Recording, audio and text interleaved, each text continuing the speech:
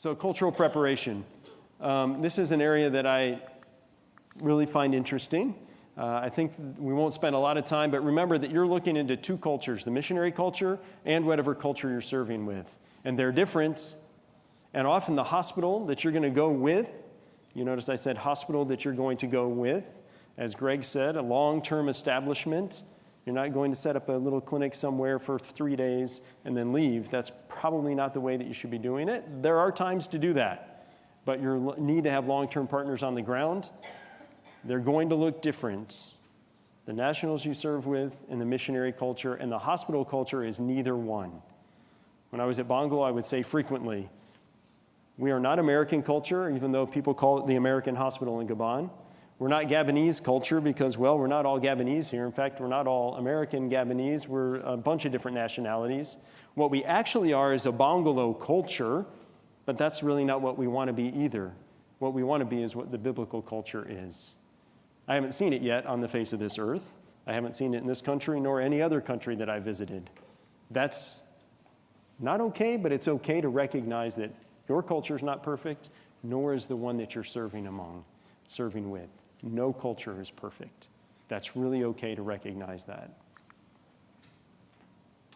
Some things about education and understanding, and we'll go real quickly because my time is short, but recognize that the people that you're going to serve among, the nationals that you're serving with, and the things that you may be trying to teach, and that's okay. You maybe have some things to teach them. That's okay. They have some things to teach you. That's the problem if you don't recognize that. You do have some things to teach. Why else would you go?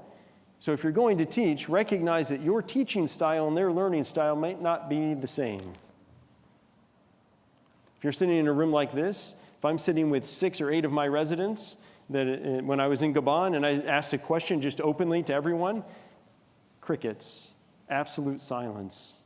That's not how you learned in those Francophone cultures. That's not how they were used to. There's a lot of other things we could talk about, but we'll move on quickly. So remember, what they expect of you as a teacher and what you expect of them as a learner probably don't jive. But if you know yourself, that's a good place to start. How is it that we expect people to learn? How do we expect teachers to act? And you know the culture you're going to, which is a lot harder to learn, you can get something done. You can actually make some progress. That's not necessarily meaning that you're accomplishing tasks. You can build relationships. You can lay a foundation for future growth for you and for the people you're serving. Appreciate the differences, but don't glorify them either. There are times that people will say, oh, I had a friend come back from a trip to Burkina Faso, and he said, oh, it was great. I just loved being there. It was amazing. The Burkina Bay people and they are wonderful people. But I'll come back to, there is no culture that is perfect. He was very much glorifying things that he liked and appreciated about the Burkina Bay culture that he didn't like in his own culture, and so it became an amazing culture. I'm sure there are aspects, but it's not perfect either. Look at your expectations. All right, culture shock. If you go short term, it might happen. It might not. It probably will, but you won't know about it. You won't recognize it. If you go long term, it always happens, and you never recognize it. You might say, oh, I think I'm in it, but only because somebody told you at 6 months to a year you're going to go through it, not because you actually know that you're in it. Everyone in it seems to deny it. No, it's not culture shock. These people are crazy. Okay, let's talk again in 3 months, and usually 3 months later, it's a different story. Reverse culture shock happens.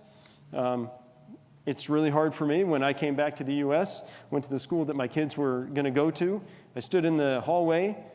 All the light bulbs worked. It was clean. The paint looked nice. The floor was nice. And I honestly had a point of feeling, I got to get out of here. I can't be here. It was not comfortable for me. It's still not comfortable, but that's okay. Home isn't on this earth anyway. Also remember to become all things to all people, that by all possible means you might save some. That's really losing your identity because it's not about you anyway.